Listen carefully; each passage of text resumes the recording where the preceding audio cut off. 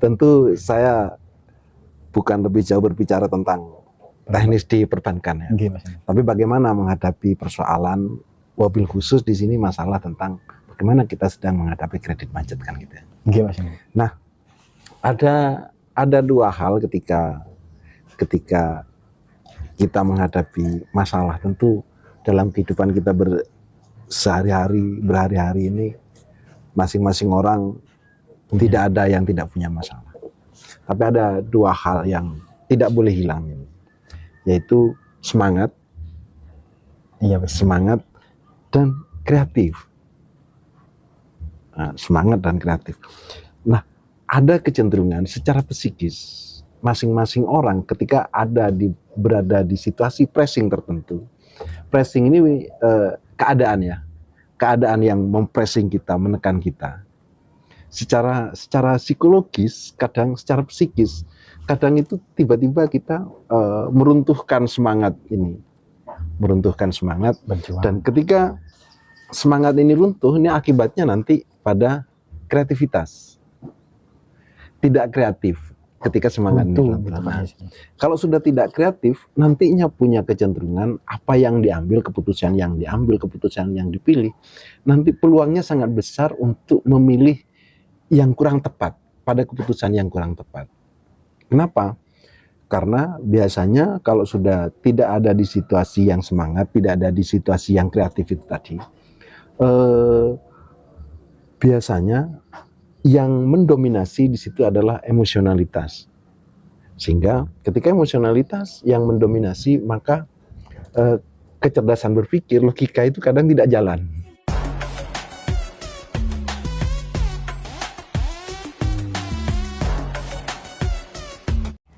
Selamat datang kembali di channel ini. Mudah-mudahan kalian yang saat ini sedang terlilit hutang dimudahkan kerjaannya agar mampu melunasi hutangnya. Amin. Pada podcast kali ini saya kedatangan Pak Sindu, di mana akan membahas seputar terkait dengan bagaimana cara menghadapi sebuah masalah yang mungkin lebih khusus menghadapi kredit macet gitu Pak Sindu. Nah, kebetulan ini yang nonton di konten saya sebelumnya itu memang membahas seputar kredit macet di perbankan gitu Pak Sindu, baik di Bank BRI maupun bank-bank yang lainnya.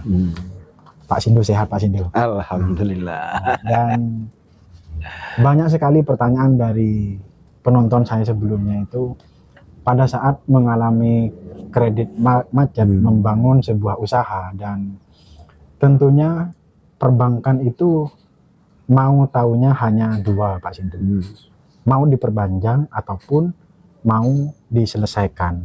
Dan diselesaikan itu ada dua, dipaksa diselesaikan atau dilunasi dengan cara dijual sendiri, seperti itu Pak Sindu. Nah, seiring berjalannya waktu saya menyadari gitu, terkait dengan membangun usaha itu tidak mudah. Maka pada saat mengalami kredit macet itu ya memang seperti kayak sendirian gitu Pak Sindu. Dan banyak yang berkomentar juga di video sebelumnya terkait hal itu. Menurut Pak Sindu, pertama masalah itu apa gitu Pak Sindu? Oke, baik. Tentu saya bukan lebih jauh berbicara tentang teknis di perbankan ya. Tapi bagaimana menghadapi persoalan, wabil khusus di sini masalah tentang bagaimana kita sedang menghadapi kredit macet kan gitu. Nah, ada dua hal ketika kita menghadapi masalah. Tentu dalam kehidupan kita berhari-hari ini masing-masing orang tidak ada yang tidak punya masalah. Tapi ada dua hal yang tidak boleh hilang, yaitu semangat, semangat dan kreatif. Nah, semangat dan kreatif. Nah, ada kecenderungan secara psikis masing-masing orang ketika berada di situasi pressing tertentu. Pressing ini keadaan yang mempressing kita, menekan kita. Secara psikologis, kadang secara psikis, kadang itu tiba-tiba kita meruntuhkan semangat ini, meruntuhkan semangat. Berjuang. Dan ketika semangat ini runtuh, ini akibatnya nanti pada kreativitas. Tidak kreatif ketika semangat ini Buntu runtuh. gitu, Pak Nah, Yasin. kalau sudah tidak kreatif, nantinya punya kecenderungan apa yang diambil, keputusan yang diambil, keputusan yang dipilih, nanti peluangnya sangat besar untuk memilih yang kurang tepat, pada keputusan yang kurang tepat. Kenapa? Karena biasanya kalau sudah tidak ada di situasi yang semangat, tidak ada di situasi yang kreatif itu tadi, biasanya yang mendominasi di situ adalah emosionalitas. Sehingga ketika emosionalitas yang mendominasi, maka kecerdasan berpikir, logika itu kadang tidak jalan. Nah, gitu. Nah, ini yang biasanya terjadi.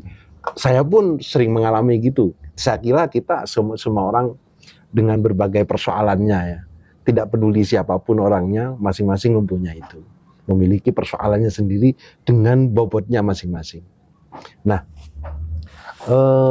yang terkait dengan usaha itu tidak kalah penting. Ini ada langkah antisipatif biasanya. Misalnya sebelum memutuskan.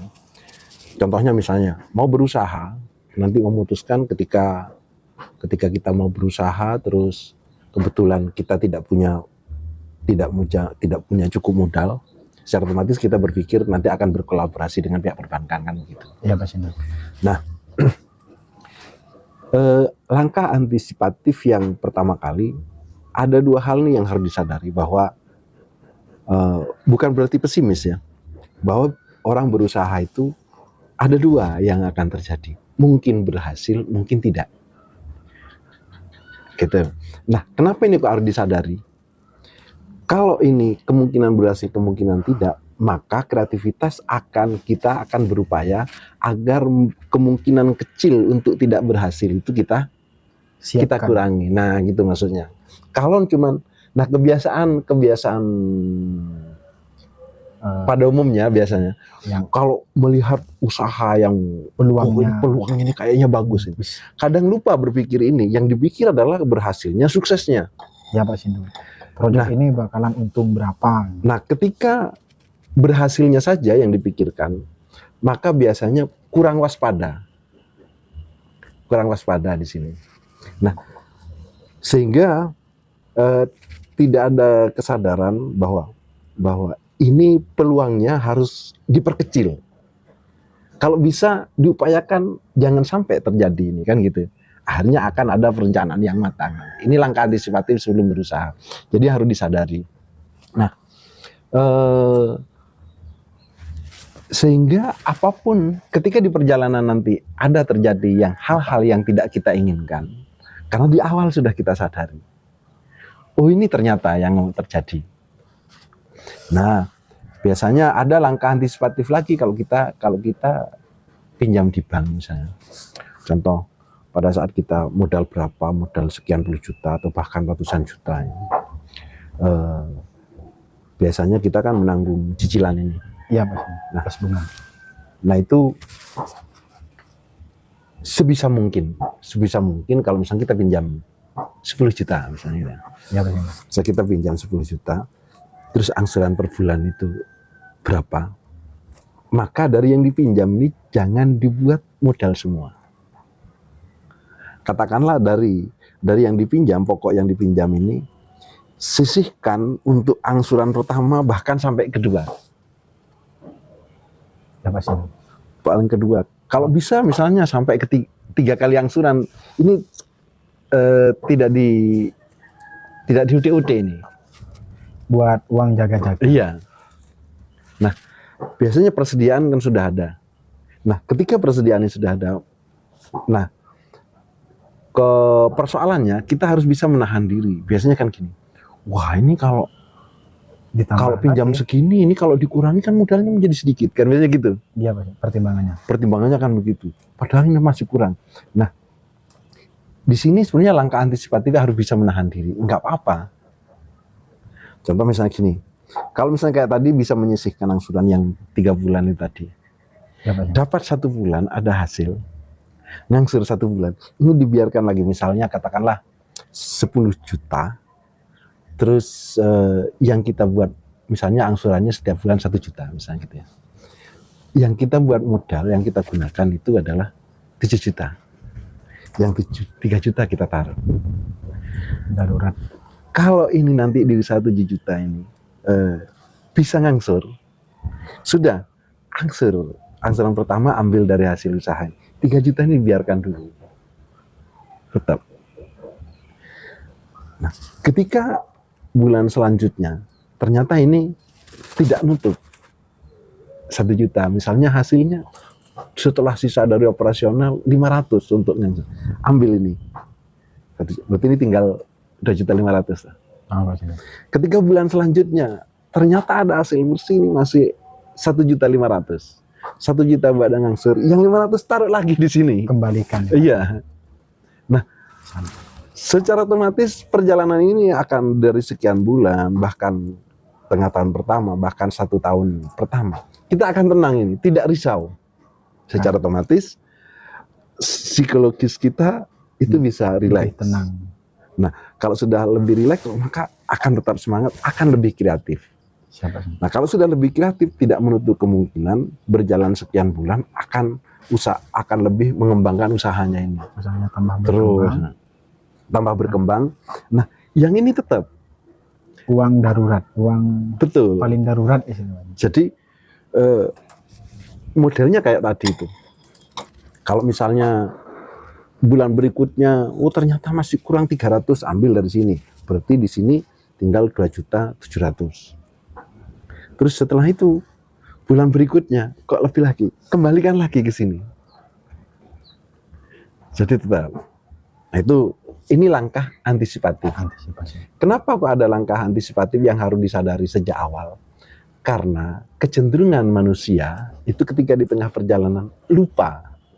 Kalau sudah ini semangatnya ini berkobar-kobar, kepingin sukses, ini lupa kadang mempertimbangkan hal-hal yang antisipasi ini tadi. Nah, tapi begitu sudah diperjalankan, kalau ini tidak sempat dilakukan, sudah terlanjur ini ya, terlanjur jalan di tengah-tengah menghadapi kredit macet, ada satu hal itu.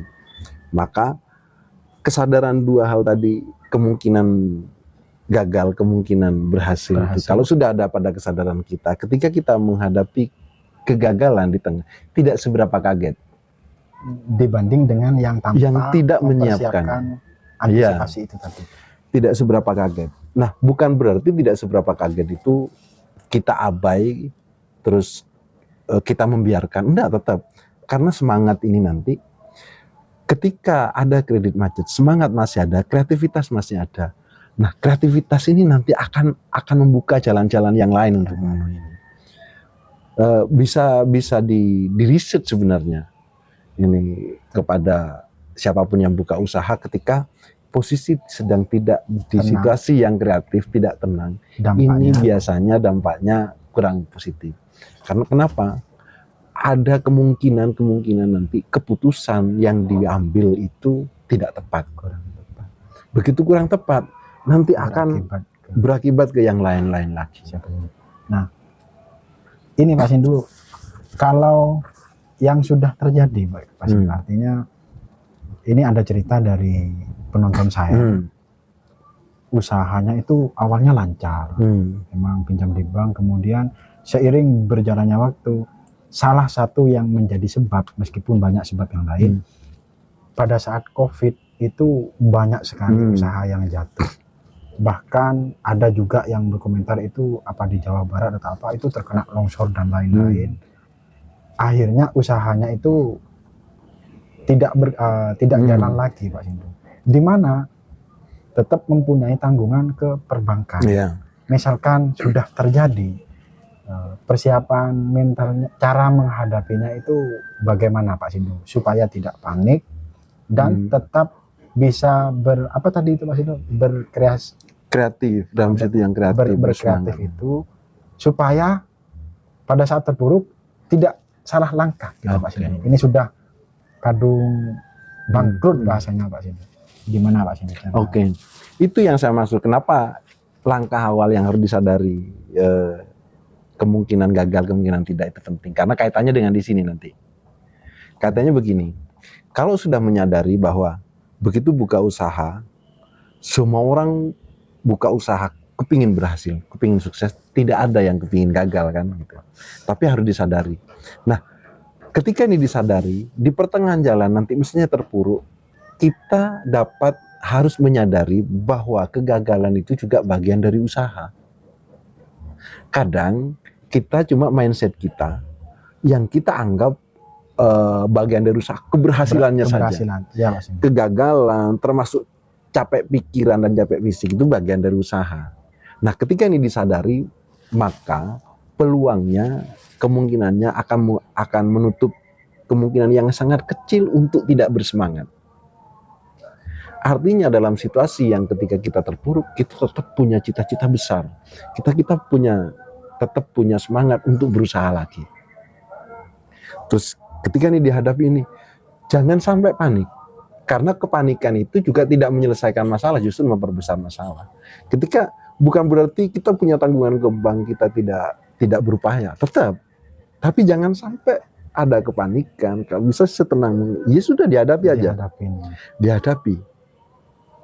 Dan tetap kita punya cita-cita besar, kita tetap akan berusaha lagi. Karena apa? Karena kegagalan itu sudah kita sadari bahwa kegagalan itu bagian dari usaha. Nah, kalau ini tidak disadari bahwa kegagalan itu bagian dari usaha, punya kecenderungan biasanya terjadi pada beberapa orang. Ketika berusaha gagal menjadi tidak berusaha lagi. Akhirnya trauma. Dulu itu loh, sudah berusaha berkali-kali aku gagal. Sekarang trauma. Trauma takut gagal. Padahal kalau kita sadar bahwa kegagalan itu bagian dari usaha, ini analogi turunan, jalan turun dan jalan naik ini dah. Gimana Pak Sindu? Kan kalau ada jalan turun misalnya gini, setelah itu kan mesti ada jalan naik, nggak mungkin turun terus. Pasca turun pasti dapat dipastikan, ketika ada turunan pasti ada jalan naik, tanjakan. Nah, kalau ini disadari bahwa kegagalan itu juga menjadi dari usaha, ketika kita turun berada di bawah, tinggal naiknya sebenarnya. Nah, kalau kita berhenti di bawah, maka ya tidak naik-naik. Karena salah satunya tidak disadari bahwa kegagalan itu menjadi bagian dari usaha. Jangan dikira bahwa pengusaha-pengusaha besar sekarang itu tidak pernah gagal. Mereka mungkin lebih parah dibandingkan. Betul, mereka itu berhasil sehingga punya ketangguhan mental karena sudah pernah mengalami keterpurukan, mengalami gagal yang sangat terpuruk dan itu bisa bangkit. Itu yang sukses di situ kan. Kemungkinan lebih parah gitu. Betul, mungkin. Lebih parah. Jangan dikira bahwa perusahaan-perusahaan besar itu tidak punya utang. Begini Pak Sindu, lagi tadi disinggung panik itu, ya memang pada saat kita mengalami kredit macet, mungkin yang ditanyakan sama penonton termasuk ini saya mau sharing terkait dengan problem saya juga gitu Pak Sindu. Pada saat saya mengalami kredit macet itu kan yang pertama hubungan dengan perbankan. Telat 1 bulan, 2 bulan itu pasti itu ditagih sama kolektornya gitu Pak Sindu. Bagaimana ini penyelesaiannya? Nah, pada saat di pressure kayak gitu berpotensi untuk panik itu saya ada Pak Sindu. Bahkan berupaya untuk sebetulnya ya mungkin ini alternatif gitu Pak Sindu. Gimana ya usaha ini kok belum bisa menyelesaikan kewajibannya ini sampai punya rencana ke luar negeri gitu Pak Sindu. Karena ya lagi-lagi ya mungkin menurut saya itu situasi panik Pak Sindu. Dan mungkin yang dirasakan sama penonton saya itu juga begitu Pak Sindu. Pada saat mengalami kredit macet itu kan di pressure sama kolektor perbankan. Ini gimana? Sementara kalau perbankan rata-rata itu kan ada jaminan. Nah, ancamannya itu ya kalau nggak mau bayar ya mau dilelang seperti itu Pak Sindu. Nah, bagaimana cara berpikir secara jernih pada saat di situasi kayak gini? Sementara mungkin masih berjuang di usaha yang lama atau baru merintis di usaha yang baru atau mungkin cari kerjaan, intinya cari opsi yang lain. Di sisi lain menghadapi ini bagaimana Pak Sindu? Makanya yang saya bilang tadi ada dua hal, ada dua dikotomi antara gagal dan berhasil. Itu yang harus disadari dari awal kan gitu. Karena itu menjadi bagian nanti, termasuk begitu ada jaminan, dari awal sudah dipikir harus berhasil memang. Tapi ketika gagal, ada konsekuensi bahwa jaminan ini akan dilelang. Dan itu harus dari awal. Sehingga kalau tetap kita menghadapi gini ya, kita tetap menyadari bahwa kalau aku punya hutang, maka saya punya kewajiban membayar, punya kewajiban melunasi, dan tetap berusaha. Ketika ini menyadari, biasanya kepanikan itu berkurang. Kan begini masalahnya, ketika kita berusaha dengan panik, untuk memenuhi, untuk melunasi ini, dengan kepanikan itu kadang menghambat yang biasanya bisa lebih cepat untuk berpikir. Ini semakin lambat ini, kepanikan ini. Menghambat kreativitas. Betul, karena apa? Karena kurang menyadari itu tadi. Yang dipikir, sebenarnya kalau sudah tidak berpikir dua hal ini tadi, cuman kesuksesannya saja, secara otomatis itu dari awal kita sudah berada dalam kondisi ketakutan. Iya Pak Sindro, pas yang dirasakan. Betul, jadi saya dan penonton saya. Bahkan itu belum terjadi, sebenarnya situasi psikis kita sedang berada pada posisi takut. Oh, gimana ya nanti? Dan ini berpengaruh. Padahal salah satu syarat ini misalnya dalam konteks meditasi ini ya. Ketika kita menghadapi sesuatu bukan menyombongkan, tapi tidak boleh menghadapi sesuatu itu dengan ketakutan. Karena dengan ketakutan itu akan berpengaruh pada yang lain-lain, pada ketidaklancarnya usaha itu tadi. Nah, bagaimana ketika menghadapi seperti ini? Kita menyadari kewajiban kita. Nah, biasanya kepanikan itu kita sebenarnya tidak berterima terhadap sesuatu yang tidak kita kehendaki. Misalnya yang tidak kita kehendaki terjadi pada kita, kita tidak terima. Itu biasanya memunculkan kepanikan. Padahal itu kenyataan ya. Iya. Nah, sekarang problematika kenyataan yang ada itu mestinya kita hadapi. Biasanya yang membuat panik itu lupa kesadaran bahwa kenyataan itu akan kita hadapi. Tapi kita akan menghindari. Berbeda loh ya. Ya Pak Sindro. Terhadap kenyataan yang ada, mesti kita hadapi apapun. Kesadarannya harus ada. Apapun yang terjadi, kenyataan ini harus kita hadapi, harus kita lampaui, bukan kita hindari. Karena menghindar dari kenyataan yang satu itu sama dengan bertemu dengan kenyataan yang lain. Nah ini biasanya kalau sedang tidak semangat, tidak kreatif, lupa menyadari hal ini. Kita berusaha menghindari, bertemu dengan kenyataan lagi, bertemu dengan kenyataan yang lain. Ya sudah, hadapi aja. Hadapi saja. Artinya apa? Setiap keputusan yang harus disadari juga, setiap keputusan itu bersamaan dengan konsekuensi, bahkan kompensasi. Contoh misalnya, ketika kita memutuskan usaha dan kita memutuskan pinjam ke bank, harus disadari ini kan keputusan loh. Iya Pak Sindro. Pada saat itu memutuskan, itu sudah bersamaan dengan konsekuensi dan bahkan kompensasi. Kalau ini tidak disadari, kita berusaha menghindari konsekuensinya, bahkan kompensasinya, ini semakin berat. Ya sudah, kita hadapi aja. Misalnya contoh begini, nanti kan pihak bank akan mempressing kita bagaimana? Nagih terus. Iya, nggak apa-apa. Ditagih. Iya, kita akan berusaha. Disampaikan ya Pak. Iya. Apa progresnya sekarang? Betul. Mungkin usahanya yang baru. Betul. Atau disampaikan dengan penuh semangat bahwa kita akan membayar. Beda dengan ketika ditagih kita takut, panik. Ini tidak akan menemukan solusi apa-apa. Bahkan kita setelah orang bank nagih pulang, kita itu tidak bisa berbuat apa-apa. Tambah panik. Tambah panik karena begitu, ini mau ditagih, kita takut. Takut ini gimana ini? Maka yang terjadi tidak ada solusi, tidak punya pikiran yang solutif juga. Tapi kalau iya kita hadapi, ditagih iya. Jangankan ditagih ya. Uang dengan kesadaran penuh, tanpa ditagih pun kita akan membayar kok. Biasanya karena kesadaran itu belum, kalau memang ada uang belum waktunya nyicil itu, kalau bisa akan kita cicil dulu kok. Betul. Bahkan dilunasi. Iya, kita kepingin segera lunas kok. Nah, Siap, Pak Sindu. maka menghadapi tetap dengan semangat, dengan keyakinan bahwa ini disadari inilah salah satu bagian dari usaha. Proses usaha. Nah, terus ini nggak apa-apa, Ya, terus dihadapi aja. dan itu ya teman-teman, dan saya juga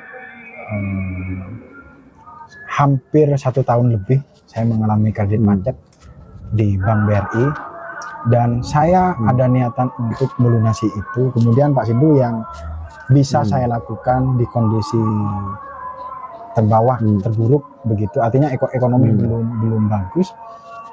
Iya, memang saya punya hutang di BRI dan saya masih belum mampu membayar. Jadi caranya saya sekarang, saya fokus ke, saya alihkan itu semangatnya itu untuk fokus ke pekerjaan yang baru, gitu, supaya kalau usaha saya ataupun kalau pekerjaan saya ini berhasil, dengan harapan bisa mencicil kembali, bahkan bisa melunasi hutang tersebut, begitu. Dan teman-teman, yang paling penting berarti intinya itu menurut dari sudut pandang Pak Sindu itu, pada saat kita mengalami kredit macet, SOP perbankan itu pasti didatangin, kemudian dikasih SP, surat peringatan 1, 2. Intinya prosesnya perbankan itu pasti dilakukan sama pihak perbankan. Menurut Pak Sindu, apa yang bisa kita lakukan adalah, ya pada saat di posisi kayak gini, kita pikiran tetap jernih untuk mencari solusi ataupun fokus ke apa yang menjadi pendapatan, gitu, Pak Sindu. Baik bekerja lagi mungkin, ataupun baik masih tetap berjuang di usaha yang lama sampai kemudian bisa bangkit lagi. Dan rata-rata kan penonton saya itu kan di Bank BRI, ini saya tidak mengajak ya teman-teman, kalau masih di Bank Himbara, dalam arti Bank BRI, Mandiri dan BNI ataupun BTN, yang itu adalah pinjaman kur, rata-rata ini pinjaman kur, Pak Sindu. Di mana pinjaman kur itu merupakan programnya pemerintah dan bunganya disubsidi oleh pemerintah. Akhirnya kalaupun ada kemacetan kayak gini, itu sebetulnya sudah ada asuransinya. Artinya perbankannya itu aman sebetulnya, begitu. Namun terlepas dari itu, ada kemungkinan dilelang, itu kemungkinan besarnya itu masih sangat panjang prosesnya, teman-teman. Artinya pihak perbankan tidak semerta-merta 1 sampai 2 bulan kemudian diajukan lelang, enggak. Artinya pasti ada negosiasi dari pihak perbankan melalui marketing ataupun pimpinan dari cabang tersebut. Entah itu bagaimana Bu solusinya, apakah memang jalan terakhirnya itu menjual aset, atau biasanya kalau perbankan itu menawarnya kayaknya, atau cari bank lain wis supaya kamu itu selesai di tanggungan saya. Arahannya pasti seperti itu, Pak Sindu.